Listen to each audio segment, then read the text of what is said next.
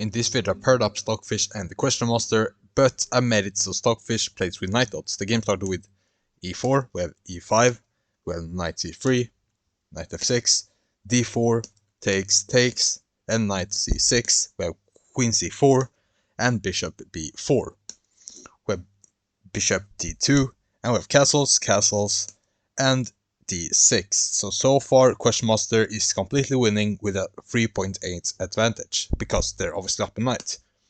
We have f3 consolidating this pawn. We have bishop e3 attacking the queen there, rook there, and h4 taking some space on the king side. If you have bishop there, I don't really know what the purpose is, but I guess it's a decent move.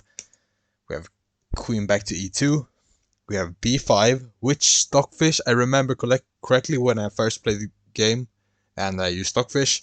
This Stockfish said was a pretty big mistake, which took away about one whole, one whole evaluation point in Questionmaster's favor. We have h5, h6, and g4. We have b4, knight f4, and knight d7, queen g2, bishop d4, and g5 now, attacking the king. We have king h8, it's a pretty weird move if you ask me, but I guess the purpose is, now if we take, then this pawn isn't pinned. So Stockfish just plays king b1. Yeah, any human would play that, right? Yeah, that's a weird move. We have knight d5. We have bishop c1, which is a mistake according to chess.com engine. Takes, and queen there. We have h6 and g6, check, and bishop there. Rook g8, we have f4 attacking knight g4, and rook d3.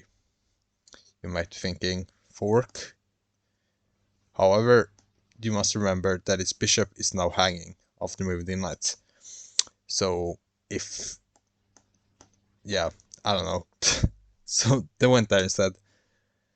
Queen f2 might look pretty counterintuitive, putting the king in the discovery check. However, as you will see now, after it takes, then we take the bishop, or Stockfish takes the bishop. Takes, and the knight is now kinda stuck. But they win that knight, of course. We have b3 and a3. The chess.com evaluation just says this is a good move, it's not a terrible one. However, Stockfish said this was a big mistake, according to its own evaluation. We have f5, not even taking the knights. Takes, and yeah, I mean, this is just a horrible sacrifice. I have no idea what Questionmaster was thinking here.